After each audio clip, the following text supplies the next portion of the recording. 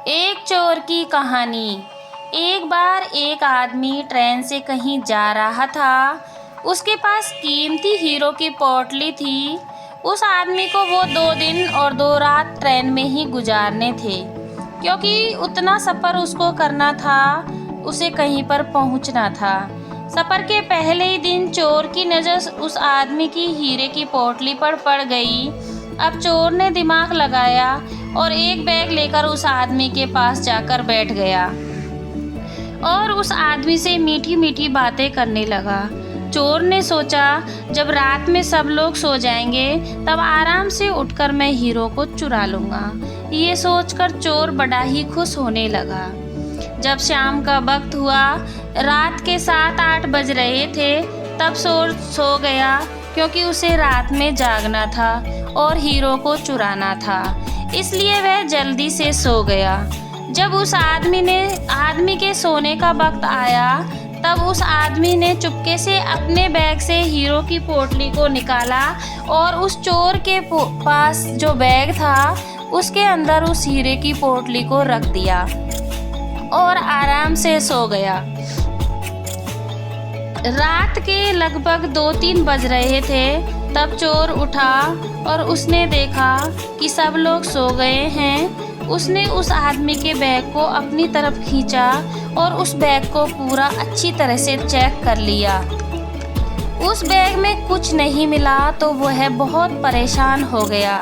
सारी रात उस आदमी को बैग को चेक करता रहा और बाद में कुछ नहीं मिला तो उसने देखा कि सुबह के 4 बज रहे हैं, तब वो सो गया। उसके सोने के बाद वो आदमी उठा।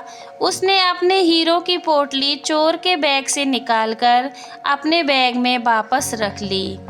जब सुबह हुई, चोर उठा, हीरो की पोटली तो उस आदमी के पास ही है, तो उसे लगा कि मैंने रात में कुछ गड़बड़ कर दी, तो उस आदमी के बैग को अच्छी तरह से मैंने चेक नहीं किया। उसने फिर से प्लान बनाया कि इस रात बैग को वो अच्छी तरह से चेक करेगा। वो चोर फिर से शाम होते ही 7 बजे के समथिंग दोबारा सो जाता है और फिर उस आदमी ने अपनी हीरो की पोटली को अपने बैग से निकालकर चोर के बैग में वापस से डाल दिया।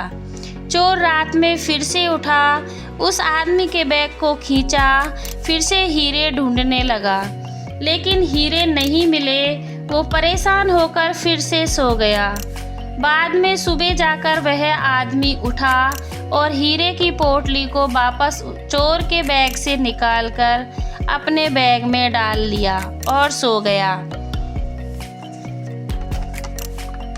जब सुबह हुई, स्टेशन आया, वो आदमी स्टेशन पर उतरा तो चोर उसके पास आकर कहने लगा, मैं ज़िंदगी में कभी चोरी नहीं करूँगा, बस मुझे इतना बता दो कि हीरो की पोटली कहाँ रखी थी।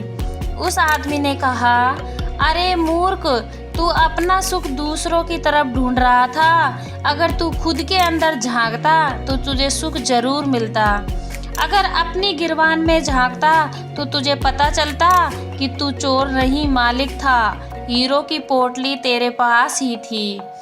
दोस्तों, इस कहानी से हमें बहुत बड़ी सीख मिलती है कि हम अपना सुख दूसरों की तरफ ढूंढते हैं। अक्सर लोग हमारी ज़िंदगी में आते रहते हैं, कोई हमें सुख देता है तो कोई हमें दुख पहुंचाता है।